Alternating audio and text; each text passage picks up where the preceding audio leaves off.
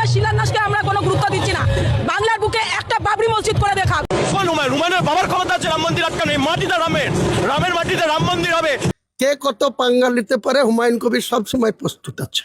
Hello বন্ধুরা, সবাই কেমন আছো? আশা করি সবাই ভালো আছো। আজ আমরা দেখবো ভারতের ইতিহাসে এক বিতর্কিত অধ্যায়, বাবরি মসজিদ, যা ধ্বংস হয়েছে 3 দশক আগে। সেই মসজিদ আজ কিভাবে দুটি ভিন্ন স্থানে, ভিন্ন নামে এবং বিপুল অঙ্কের অর্থের হাত ধরে নতুন করে বিতর্কের জন্ম দিচ্ছে। অযোধ্যার এই কাঠামোটি নির্মাণ করেন মুঘল সম্রাটের বাবর সেনাপতি মীর বাকি। বহু শতাব্দী ধর্মীয় সংঘাতের কেন্দ্রবিন্দুতে থাকা এই মসজিদটি 1992 সালে 6 ডিসেম্বর ধ্বংস করা হয়। দীর্ঘ আইনি লড়াই শেষে 2019 সালে আসে সুপ্রিম কোর্টের ঐতিহাসিক রায়। এই রায় ভারতের ইতিহাসে মসজিদ বিতর্কে মুখ ঘুরিয়ে দেয়। সুপ্রিম কোর্টের রায়ে বিতর্কিত স্থানে তৈরি হচ্ছে রাম মন্দির। মুসলিম পক্ষকে অযোধ্যার বাইরে ধর্ণীপুর গ্রামে বিকল্প 5 একর জমি দেওয়া হয়। এই মসজিদ কেবল উপাসনার জন্য নয়, এটি হতে চলেছে সেবা ও শিক্ষার কেন্দ্র। কিন্তু রাম মন্দির কাজ যেখানে দ্রুত গতিতে চলছে, সেখানে এই মসজিদের কাজ শুরুই করতে পারেনি ট্রাস্ট। অর্থ সংগ্রহ এবং প্রশাসনিক জটিলতা এখনো বড় বাধা। ঠিক এই পরিস্থিতিতে পশ্চিমবঙ্গের মুর্শিদাবাদে শুরু হয়েছে নতুন এক বিতর্ক।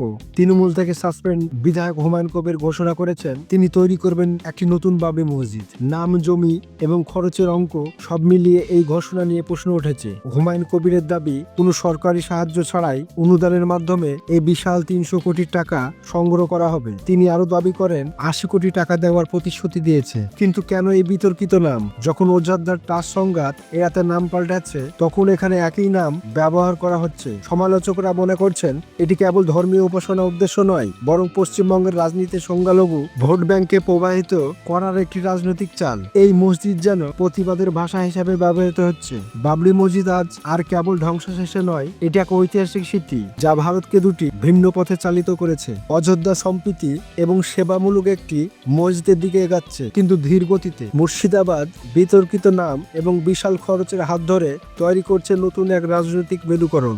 আপনার কি মনে হয়, মুর্শিদাবাদের এই 300 কোটি টাকার প্রকল্প কি সত্যি সফল হবে, নাকি এটা কেবল নির্বাচনের আগে উত্তাপ বাড়ানোর একটি কৌশল? কমেন্ট বক্সে আপনাদের মতামত জানান।